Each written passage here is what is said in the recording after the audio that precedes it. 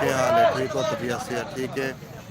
मैं इस टाइम नौतक सारे अड्डे दे शहर दे नाल ही लगता है नेटबॉल ता इतना चुअर नेटबॉल खेलते खड़ोते हैं ते बड़ा माहौल है सारे को इस टाइम भी करे ले जरा माहौल होंदा है ओ यानी कि ना सारे यानी कि जरा आपका काम कार करके ता इतना नेटबॉल खेलते हैं ते मैं इस टाइम नेटबॉल उत्ते मौजूद हाँ ते सारे जरे अपने महल्ले दे हैं और इतना नेटबॉल खेलते पैन बड़ा ज़बरदस्त माहौल है नेटबॉल का